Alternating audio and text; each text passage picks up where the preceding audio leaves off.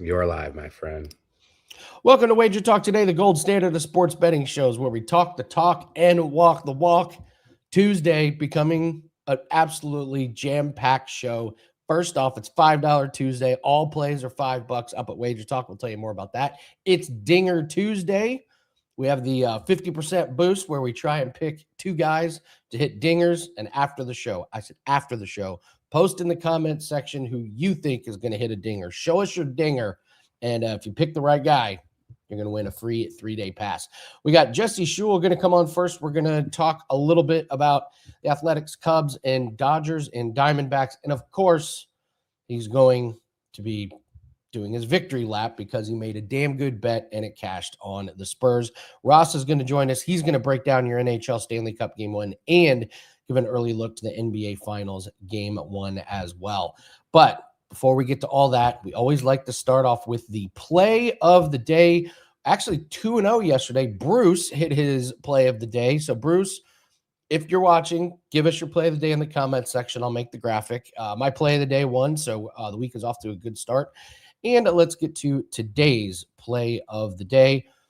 We're going to go to the Rays and the Tigers. We're going to fade Flaherty here with Junior Caminero over 1.5 hits plus runs plus RBIs. The odds are about minus 130. Flaherty has not been good this season. In May alone, 27.1 innings, 33 hits, 24 runs. Not good. 4 home runs as well. Yesterday, the Tigers had their bullpen game. They used a bunch of arms. So even if Flaherty's getting rocked, they may have to leave him in there a little bit longer. The other nice thing is the batters in front of Caminero have been really good against Flaherty. So I think there's going to be runners on base for him. This guy's a good hitter, 22 years old, hitting 279 this year, 14 home runs, 30 RBIs already, OPS of 893. So as long as these early batters can get on base, Caminero is going to have plenty of opportunities to knock them in and get some hits. So that's what we're going to do with today's play of the day. And let's start with Jesse. We got to get in when we make bad bets, we talk about them. But when we make good bets, we got to talk about those as well. So, Jesse, congratulations, man. How you feeling? I think basketball fans were the big winners when the Spurs won Game 7 because I don't think anybody wanted to see SGA in the finals spending most of his time on the ground rolling around. But I guess the World Cup is coming up, so that's kind of appropriate. Yeah, he's not that, but he doesn't go down and roll 14 times while holding his shin when he's still working on that one. He hasn't rehearsed that one yet. Well, it hurts if you're rolling on hardwood, not grass. So you nailed the Spurs to make the finals. Do you have any futures pending or that you like for this series? You know, I'm still working on that. I didn't get that far. I didn't know what the matchup would be, and I've spent the last few days sort of tossing and turning which direction I'm going to go. But yeah, I'm probably not going to be betting against the Spurs. Let's say it like that. Yeah, we're going to have Ross come on and break down the individual Game 1, but you obviously probably watched a lot of the Spurs and everything. People are just penciling in, whoever wins the Western Conference. Is that your take as well? Well, they were saying that before the Knicks clinched, and then now there's a lot of Knicks love. You got to remember East Coast bias. 80% of the population lives on the eastern half of the country. A lot of media in the East. I think East Coast bias is a real thing. The Knicks clearly the hottest team in the NBA, but I don't know if you want to have a 8-day layoff when when you're on a roll like that. The last thing you need is 8 days off. So we'll see how that works out for everybody.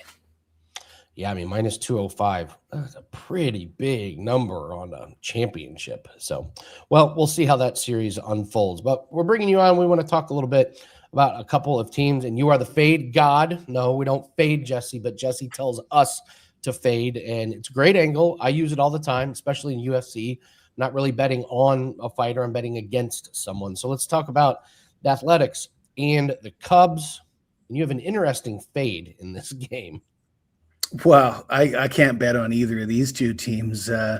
Oakland's lost, or not Oakland, the Athletics have lost 7 of 10. They're 2-8 in the last 10 versus the Cubs, but the Cubs, they've just fallen off a cliff. I think they've lost a dozen of their last 15 games. No longer, and about a month and a half ago or a month ago, these two teams were first place teams, but not no more. I don't like the way they're playing. You look at the pitching matchup. You got a rookie going for the Athletics, Gage Jump, just his second career start.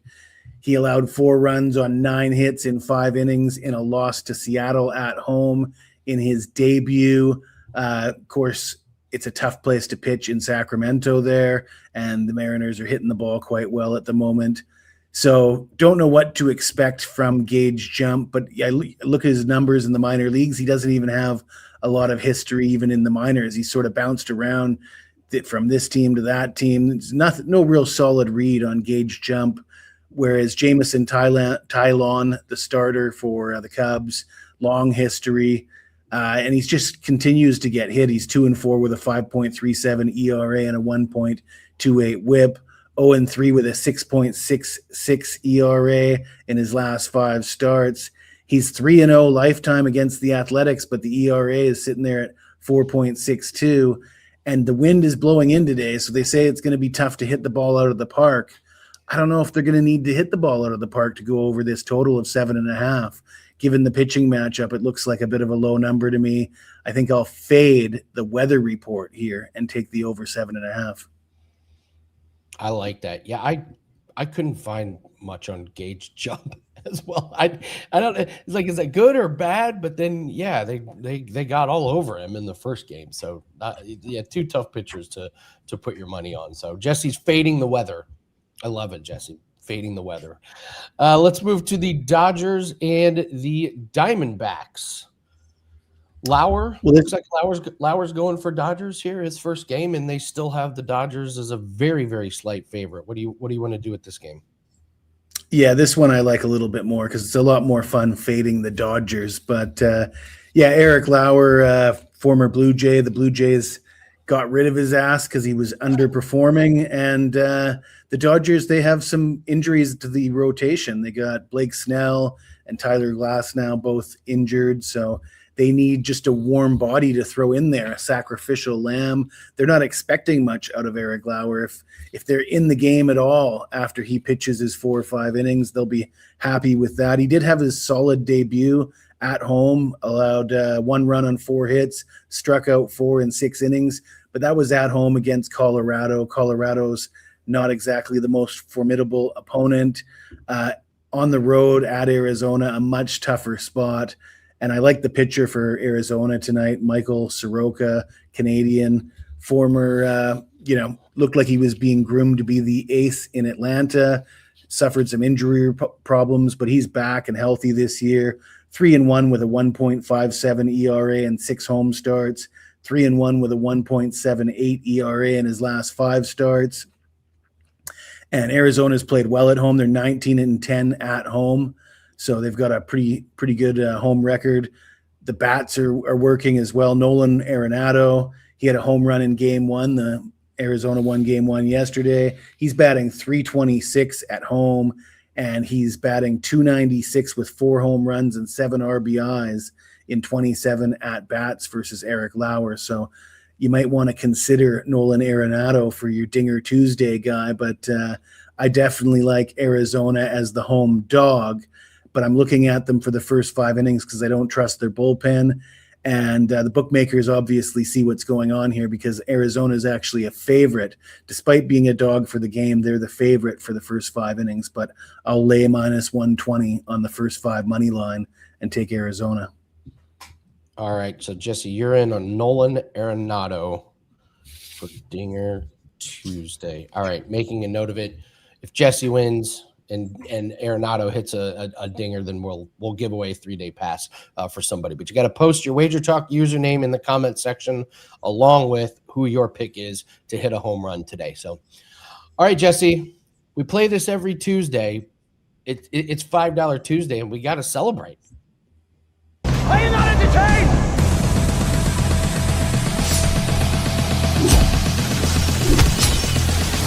They love it when I turn up the bass. Are you not entertained?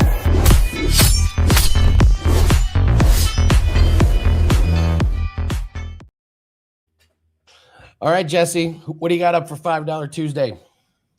I do have a baseball side, a money line side for my $5 Tuesday play, and 155 units of profit with money line sides since 2022. That's a long winning streak with money line sides. So we're putting that streak to the test, but really looking forward to the NBA Finals. You can definitely look forward to me having more than one play on game one and a bunch of futures and props.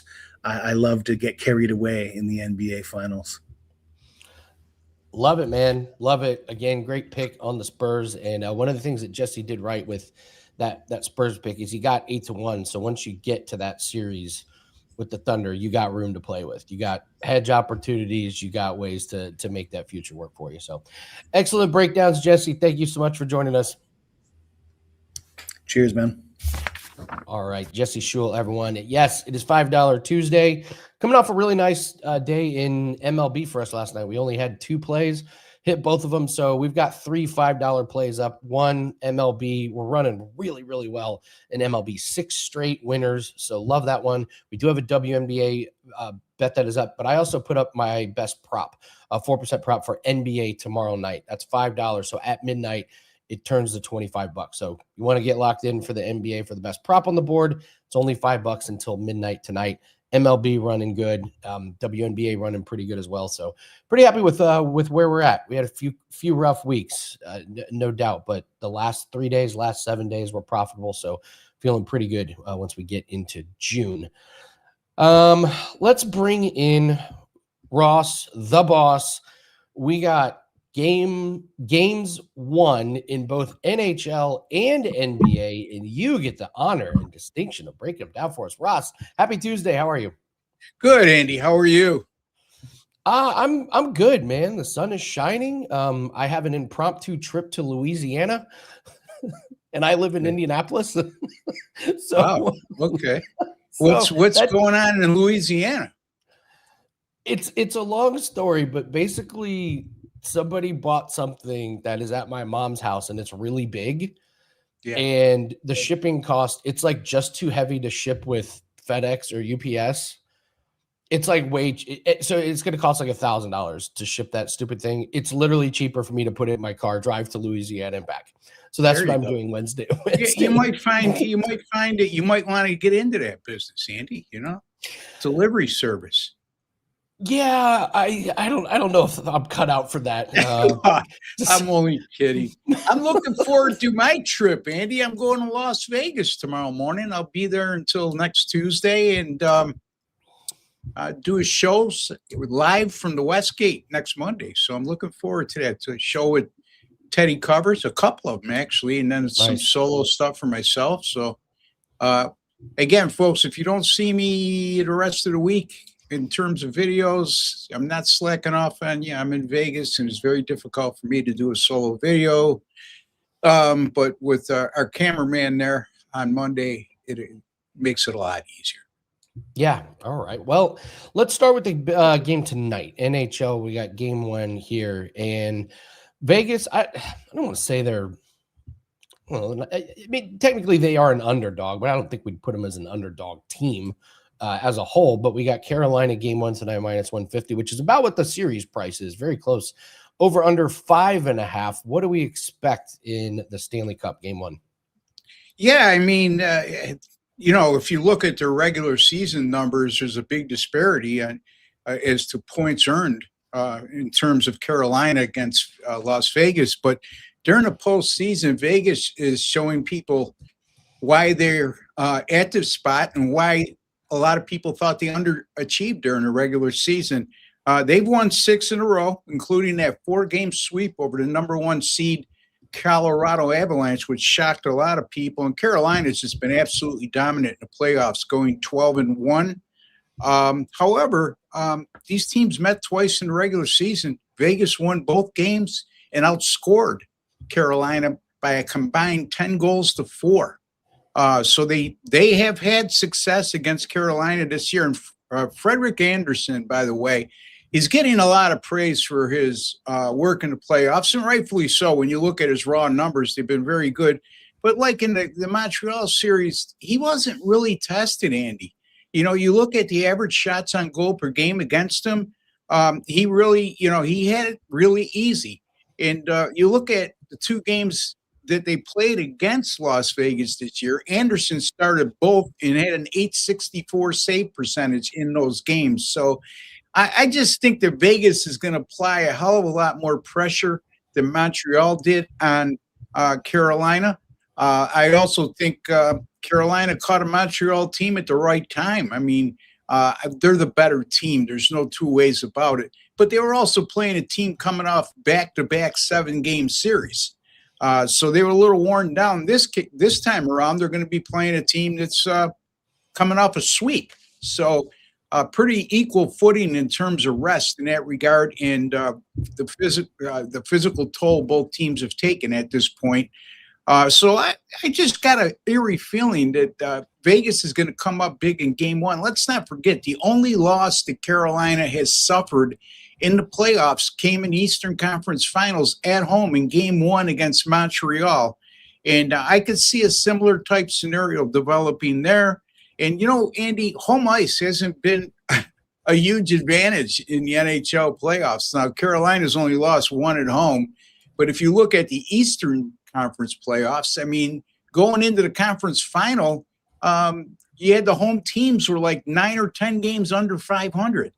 So I don't put a lot of stock on home ice in the Stanley Cup playoffs, and I certainly aren't going to be swayed to do that during the finals here, unless the game goes to a game 7. Then you might want to take a look at Carolina at home in game 7. But right now we're focused on game 1, and I'm going to take the Las Vegas Golden Knights to come out on top in game 1 as a money line underdog. So they're somewhere around plus 130 to 135, if I'm not mistaken, Andy.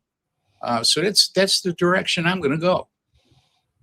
Yeah, I'm with you, man. That's a Golden Knights team. I don't want to lay minus 150 against. It's terrifying. I know a good Carolina, but yeah, it should tell you something too, Andy, right? When we see how big a favorite Carolina's been at home throughout the first 3 rounds, and this is actually a reasonable price as an underdog at Carolina. So, or Carolina at a reasonable price as a money line favorite, I should say. So my antennas go up when I see that. All right. Well, Seth says, care to make things interesting, Ross? Yeah. Okay, so here's the deal. Seth, you can go head-to-head with Ross. If Ross wins, Seth has to buy a 3-day pass. If Seth wins, then he wins a free 3-day pass. So we love giving away 3-day passes. I got to love guys like Seth who come in and want to take a big chalk, when you're going out on a limb and take an underdog. Yeah, okay. Seth, don't forget, I'm putting up 100 to win 135. You're putting up 155 to win 100. Yeah, where do I sign up for that on a daily basis? Not to say that I won't win, but anyway. I love like people crucifying me on the mountain. One guy told me, "What do you know about hockey?" After I lost game 5 with Montreal. What's the difference? I mean, if you lose by 6 goals or you lose by 1, it doesn't make a difference, okay? If you lose by 1 goal and it's a money line play, guess what? You don't go up to the window and say, look, I was close. And they don't come out to you and say, give me I know you played $100, but they lost by 6. Give me another 200. It's Oh, okay. Seth is I know Seth. He's a friend of mine, and he makes. Yeah, and I'm sure he's a nice guy, but I'm just saying. Oh, he's a super nice guy. 3-day versus 6-day. All right, so Seth is up and up. All right, well, there you go. I there you go, Seth. You don't even have to do that. I mean, but that's fine. I'm just Man saying. of honor. Yeah, and Seth, you're having said that, with you coming up with that proposal, tells me that you're intelligent when it comes to sports betting, because a lot of people they'd still make an argument that it should be even money, even though they got a minus 155, so good for you, Seth. God bless you, man. Nothing but men of integrity on this show, Ross. Yeah. So let's go to the NBA. Let's get your thoughts on the look ahead for tomorrow night. Knicks, Spurs minus 4.5, over under 218.5. I've seen quite a few predictions about overs. You play overs in the NBA Finals. No defense till the end. What's your take on Game 1? Yeah, you look at this to me is think like an odds maker, okay? And if it looks too good to be true, then most times than not, it is. And the Knicks, to me, they open as a 5-point dog. And let's think about this. The Knicks have gone 6-0 straight up in ATS in their last 6 away playoff games, winning by an average of 26.8 points per game. The Knicks beat the Spurs 2 out of 3 during the regular season, and their only loss came at San Antonio by a narrow 134-132 margin. The Knicks also are the more rested team. They're coming off a 4-game sweep. The Spurs are coming off a 7-game series against Oklahoma City, knocking off the number 1 seed. And you wonder, why are the Knicks +5? They've gone down to 4.5, sure, because they're getting a lot of action. And as Jesse says, 80% of the population lives in the eastern part of the country. But I would beg to differ and say 90% of the smartest people in the country are on the West Coast, even though I live on the East Coast. I'm the exception, Andy. But the bottom line is, look, I just think San Antonio is going to be the play here. I just think it looks too good to be true to take the underdog in this situation. And NBA Finals game 1s, home favorites of 7.5 or less, like San Antonio is, and they're facing an opponent like the Knicks with a .630 or better win percentage. In game 1, those home favorites of 7.5 or less in the NBA Finals, 15-1 straight up in ATS since 2002. You could check that. If you have a database, whatever you want to do, folks, that's fact, okay? And then also, if those home favorites of 7.5 or less clinched their conference final series on the road, which San Antonio did, they improved to 9-0 straight up in ATS since 2002, winning by an average of 14.4 points per game. I'm going to lay the points here in game 1. I'm not saying the Spurs are going to win the series, but I just think game 1 here, this is going to be an anti-public play for me, and I'm going to go with San Antonio, lay to 4.5 at home in game 1 over the New York Knicks. And I think the Knicks will be a little bit rusty too, in game 1. They haven't played since May 25th, Andy. It's one of the longer breaks I can remember going into the NBA Finals. It feels like a million years ago since they played, but they handled their business in the East. So, all right, Ross is all over on the Spurs in game 1. Ross, it's $5 Tuesday, one of the best days of the week. The only types of Tuesdays I enjoy anymore are $5 Tuesdays. What do you have up for everybody? Yeah, I got the winning total in this game. And I know Andy just brought up the point about people saying go over in this matchup. Well, I don't know about that, but I do I do have a strong opinion on the over-under in this game. And for $5, folks, let me put some money in your pocket. Since 2021, NBA playoffs up over 113 units in net profit. And I'd have had a terrible NBA playoffs this year, but I did have a tremendous NBA Finals last year. I believe I won every pick in the NBA Finals a season ago. So take advantage, $5, folks, because you know what? At midnight tonight, that same pick is going to be $30. So take advantage of that. All sports up about 160 units right now. Been on a bad run, but anybody who's followed me over the years knows a bad run for me.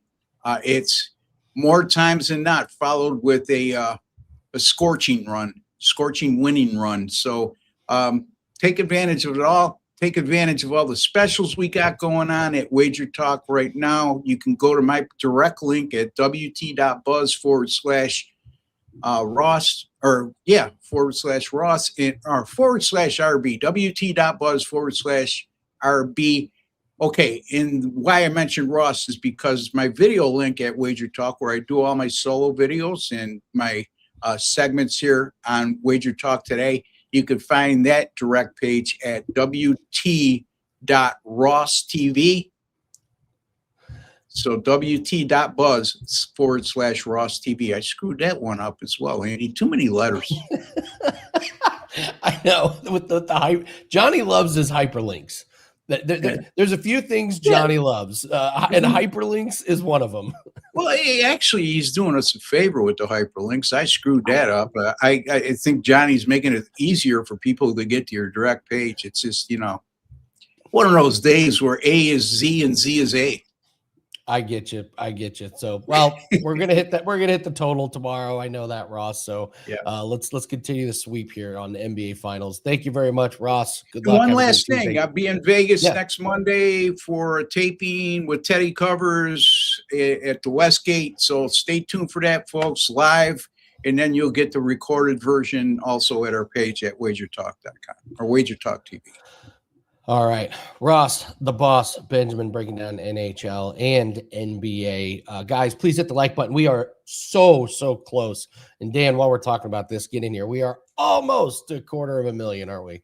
We are extremely close. This morning when I checked, we were at the count was like 249 and 666. And I was like, do I just unsubscribe until we get another one? Like it was just bad omens sitting on that 666. So we have added subscribers since then, but we are rapidly approaching, folks. So please hit that subscribe button. It would be just such a great, mark in our feather in our cap, so to speak. We would really appreciate it if you enjoy what we do. And Ross, even though he was stumbling through, his hyperlinks and whatever, you'll never miss a Ross video as long as you're subscribed. So hit subscribe, click that bell, and you don't even have to remember the hyperlinks. So that's the true way to do it. But yeah, absolutely pumped that we're nearing that milestone. And then we'll be begging you to keep subscribing so we get to 500,000. So let's get to the 250,000. Andy, I missed you. I was talking some World Cup. So I'm starting to get dialed in here, brother. So yeah, we'll on these next coming weeks, we'll talk about some of these futures because we're 9 days away from match days in World Cup action. So I gave out my play of the day at the top of the show, and Bruce hit his yesterday, so we went 2-0. I've got the graphic made. Bruce is playing the under 1.5 first period of the Golden Knights, Carolina Hurricanes. Now, he tried to come into the chat with I'm going 2-0, but listen. Oh, God. It's the play of the day. It's not the plays of the day. I like the sentiment. Don't get me wrong. I like that we're getting a little ballsy, Bruce, getting a little pep in the step, but it is a play of the day. That's what we talk about with Wager Talk Today, play of the day at the top, coming off a nice win there. Sure, would we like to give you 3? And then when we hit 2 of them, we say, hey, we told you, and then just not mention this. So you get 1 play a day. You've been staying hot. Don't get greedy here, man. I love what he's been doing, Yeah, Bruce has been doing good. And is there a misspell? Yeah, play. Okay, so Johnny. So Johnny of the day. Johnny, I am trying to host and take Bruce's comment and make it into and create graphics. It's not going to be perfect. Yeah. So whatever you do, just don't go head to head with Ross. I was worried for our man Seth there for a minute, but a man of honor. That was textbook Ross. Salty Ross is maybe my favorite Ross. It's great. We have a question about saves. I was looking at this exact prop, King Cabano. I really was. And I do like the over. I didn't get simply there because of how many shots they put on Cage or what? Yeah. And also this has moved to 22.5. There's still a couple 21.5 out there, but yeah, it's 22.5. The Hurricanes can be so good about not letting shots get to the goalie. That's the problem, is just how many shots get there. I mean, you saw the Phillies, they would have putrid games of getting there. I think the Hurricanes goalie went under every game except the last game in the last series. So I didn't get there. I didn't get there. So it's the only way I would play it. But again, if you're going to play it, you got to find a book with 21.5. You can't miss that move up to 22.5. Agreed. 22.5 is absolutely no. So we've got all around the world. I've got a really embarrassing, funny story. But Dan, a couple trades in NFL. Yeah. It's June 2nd. We got some trades. We'll start with the one that involves your team. This was normally trades kind of trip people up. It's like, oh, we all expect this trade to happen. It doesn't. This one was the ultimate. We knew A.J. Brown was probably going to end up a New England Patriot. Your thoughts? I said he was going to be a New England Patriot before, even Rossini was working the beat for the story. You know what I mean? Simply because it made so much sense with Mike Vrabel being there. He was very adamant when they traded him away when he was in Tennessee. He was not happy about that move. Here's the thing for me. And people are probably going to say, oh, you're an Eagles fan. But A.J. Brown, for all intents and purposes, it makes sense when a wide receiver is in a bad situation, right? You're losing games. Your team is bad. That's when you're going to be a diva. That's when you're going to be a detriment to the team. The Eagles were 4-0 last season, and A.J. Brown was crying about the fact he's not getting the ball enough. He was bemoaning, and essentially just mailed it in the whole rest of the year. So is A.J. Brown's loss of impact due to his apathy of being on the Philadelphia Eagles, or is there more to the knee issues for A.J. Brown? Simply his best football is behind him. He can still be a solid piece on a team, but for me, getting a first-round pick, even though it's not until 2028, they got the absolute most they possibly could have gotten for a player who has knee issues, who is aging, who's coming off a bad year where you could argue he was part of the reason why they lost that game in the playoffs against the 49ers. So Patriots fans are going to be Patriots fans. They're going to be super excited. Oh, A.J. Brown, we got an alpha. I just don't know how much of A.J. Brown is still A.J. Brown, if that makes sense. So good trade for both sides. They got what they needed. The Eagles got the most they possibly could for him. I just don't know how much he has left in the tank. This trade is not going to affect the wins total. I think you guys are still at 11.5. And then, the Patriots are at 10.5. I gotta tell you, man, I'm just staring at that under 10.5 for the Patriots. We don't know what's their schedule is brutal. Their schedule, and then the Vrabel situation, which is just New England fans are great. They're like, it's a private matter, and it was like if it was any other team, they would be jumping up and down, yelling and screaming. All I know is to roll. The line for the massage therapist door got a lot longer once A.J. Brown just came to town. That is that's what I will say. If you're hearing there's like all these like rumors, and apparently part of the reason why A.J. Brown was unhappy was because there was some infidelity going on, and that's why Hassan Reddick left the Eagles. So if you want to go down the wormhole on what happened regarding this trade, why Jalen Hurts, who is the godfather of one of his child, they don't even speak to each other anymore. There is a lot of different layers to this story that doesn't even start factoring in, what you saw with the head coach of the Patriots and his friend. They were just friends, Andy. They were at a friendly retreat where other friends were just not in the picture. And they were on a friendly boat cruise of just the two of them, Andy. It was just all friendly. They were friendly in the bar, touching each other's life. That's just what friends do. They were just friends, Andy. Let it go. Yeah. Me and my wife are friends with a couple down the street, and I can't tell you how many times it's just been me and my buddy's wife holding hands in a pool. Of course, just friends. Yeah, well, that's just what it's friends what you do with friends. It's what I friends can't tell do. you how many times we've rented out a booze cruise. Yeah, while pregnant, and then it's the name of the kid that is the most effed up thing about that entire thing. Michael, we're getting bold here with Michael, but yeah, I'm with Stick. Vrabel's not going to get fired. However, this is a stink that is hanging over a team that is certainly. I don't want to say it's like they were lucky to get to, but let's be real. That Patriots path to the Super Bowl was one of the most simple paths ever. The Bills fumbled the bag on that one. I would be not backing. I wouldn't be grabbing any Patriots futures to reach the Super Bowl again this year is the way that I'll put it. Yeah. And make no mistake, if the Patriots went 6-11 last year, and they were looking for a reason to get rid of the coach, this would have been done as soon as the story came Exactly. out. We can't have this leadership in our locker room.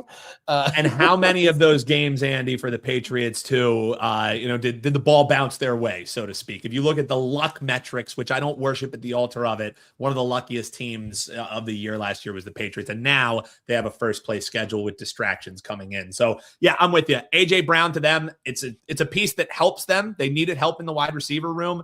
But between Stephon Diggs, if they end up being able to bring him back, AJ Brown, on paper, it's a really good wide receiver core. In practice, how does it shake out? And also, how is that offensive line? Offensive line play has to be better, or none of it matters. So next trade, how do the Rams just end up? How do they always have things to trade? This makes no sense. They're just always trading things, but they get Myles Garrett out of nowhere. This one, I think, is a difference maker. The AJ Brown, I couldn't really worry about it. I've watched Myles Garrett take over a game. Like a defensive player is never going to change the season win total. I've seen Myles Garrett change a game. I think this is a pretty big deal. What was your take on this one? Yeah, I couldn't agree more. I mean, honestly, for both sides, this is one of the times when I looked at the Browns, because with Myles Garrett on your roster, simply they need so much else. He's not as big of a difference maker as he probably should be. Now for the Rams, you already knew Rams were in win now mode. This was a rare deal for the Browns where they didn't get completely fleeced, right? They got a good return on their investment. They're selling Myles Garrett at the peak of his value, much like, you mentioned with AJ Brown, but this is a difference maker because Myles Garrett already joins a defensive line that is stout up front. And now he just is a complete game wrecker. So yeah, very good signing here for the Browns. I think this one, for the Rams. However, for the Browns too, Jared Verse is no slouch. The only problem is he's not Myles Garrett. He's not a guy who's going to break through double teams. He needs to be a piece that has stuff around him, and he just doesn't have that with the Browns. So I'm sure Verse isn't too happy about where his landing place ends up. Very good player, but he ain't Myles Garrett, and that was a great move. I mean, the Rams are stacking the deck, man. They are in win now mode. They are selling all of their assets. Like you said, somehow they always have some, but good work out of them. It's a good job. And the Browns are figuring out, just you got to get some pieces. You got to get some ammunition, some things to build with. So I agreed with both sides on that one. So, and yeah, you're right. First goes from LA and a Super Bowl contender to Cleveland. He's like the Will Smith meme where he's just standing there looking around. You know what I mean? Yeah. Meanwhile, Myles Garrett's like, I feel you. I feel you. Yeah. I know how you feel. Exactly. Right Enjoy. Yeah. So, all right. Are we ready for Dinger Tuesday? Oh, I'm always ready for Dinger Tuesday, baby. Let us do it. It's Dinger time.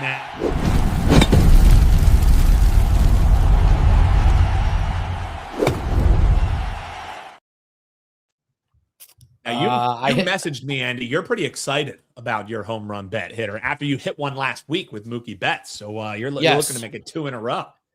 Yep. So we're going to try and go 2-0 here. I've got it's like plus 1070, call it 11-1. Dinger Tuesday. Ooh. There's a sports book that lets you bet up to $10 and they give you a 50% profit boost. So we like to have a little fun with it. These are terrible bets to make. These are not ways to build your bankroll. This is just fun as fun. Every Tuesday, it's really fun. So I am going to go to the Marlins and Nationals and Liam Hicks to hit a home run. We got perfect weather. Yes, Liam Hicks, household. He leads the Marlins with 12 home runs. 11 of the 12 have come against righties, and he's facing righty Mikolas, who's not good for the Nationals. 5.72 ERA. He's given up 11 home runs this season. And here's the key. Washington Ballpark has given up 90 home runs this year, second most in MLB. So this is a ballpark that guys are hitting a lot of home runs out of. I was really surprised at what the number one ballpark was. It's not Colorado, believe it or not, it's Cincinnati. Would you have, I would have never gotten to Cincinnati. Yeah, you could have given me 32 guesses, and that probably wouldn't have been my 32nd. Yeah. So I get a really good ballpark. We get great weather. We get a terrible pitcher, and we get a guy who should get a lot of at-bats, and I think he goes yard. So give me Liam Hicks as my Dinger Tuesday. Who'd you grab? Yeah, I like the angle of taking a pitcher that comes in struggling, and I'm sorry to the Detroit office. Jack Flaherty certainly fits that bill. And you know, Andy, we're big Tampa Bay Rays fans here on the program. And I'm looking at Yandy Diaz. So we're looking at around plus 570 with that profit boost gets you to around 860. This guy's been pretty solid. He's got 11 home runs on the year, especially in recent form. In his last 4 games, he's had 3 homers. One of them was a 2-homer affair, but he's hitting it well. And he's coming in against a guy who certainly isn't coming in with any confidence in Flaherty. 5.1 ERA. Last 3 outings, he's allowed 3 different home runs. When these hitters, these 2 players have matched up against each other actually 10 different times in their career. They see each other pretty well. Only 1 home run does Diaz have. However, Flaherty hasn't been coming in this low in quite some matchups. And Diaz, hot bat. Flaherty having trouble keeping it in the yard. I like this plus 570. Get it up to 860. So Yandy Diaz for me is my Dinger Tuesday. Show us your dinger in the comments below. Yeah, I mean, the play of the day is Caminero for Tampa to go over 1.5 hits plus runs plus RBIs. Yeah, we're on the same page. I like the team total over as well for the Rays. I think that's a good bet too. All right, Jesse's in on Nolan Arenado, so we're going to get to all around the world, but put in the comment section, not in the live chat, comment section after the show, who you think's going to hit a dinger in your WagerTalk username. If you get it right, you get a free 3-day flex pass. If Jesse's in on Nolan Arenado, so if Nolan Arenado hits one, we'll pick a winner for that. And if Dan and I hit, then we'll pick one. So Seth brings up it was a good point out by Seth. However, that's how low down on they were on the list. I would have guessed the same team twice and ended up with 32. As I said it, I was like, wait, I don't even think there's 32 teams, but I just tried to push on. But Seth, nothing gets past Seth. That's for sure. I think if you got to the end, you could go, are you sure it's not Colorado? It's like, what I'm saying. That's probably, wait, you're looking at the wrong numbers, right? Are you sure? All right. So here's my funny story from this morning, and then we'll get to all around the world. I told people something got sold at my mom's house that's big and heavy, and it just happens to be a couple pounds too heavy to ship with UPS and FedEx. So I am literally putting it in my car and driving it to Louisiana on Wednesday and Thursday. The strangest story of because you messaged me and you were like, hey, I had something pop up. Do you think you can handle the show for the next 2 days? And I was like, oh, it's about time you're going on a vacation, Andy. You deserve it. You never miss a show, even when you're sick. And it's because Andy's shipping service.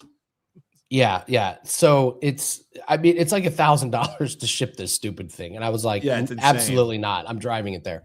So I went to the store and I got a big thing of bubble wrap, and I drive a gray Honda. So I go out to the parking lot. I'm listening to a podcast and I'm not paying attention. I open the door, throw this big thing of bubble wrap in the front seat, walk around to the other side, only to realize that's not my car. And there's this old woman sitting in the driver's seat. No, you were so locked in. You went into someone else's car. What did you make a new friend? Is this a Rossini type friend? She had a great sense of humor about it, but she was terrified. Terrified. Yeah. I was mortified. She was terrified. And just to make it even better, there was a delivery van 2 spots away with the window down, and he was just laughing. All of it. He was laughing at me. So yes, I that's tough. Gave a woman a heart attack. Just open the door, throw the bubble wrap in, go around to the other side. I mean, just what are you doing, Lang? So that's tough.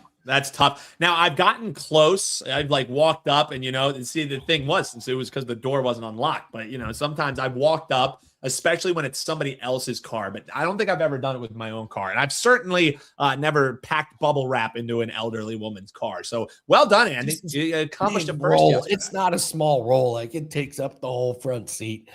So, I mean, and my car was right there next to it. It's like the exact same. That's good. That's all good.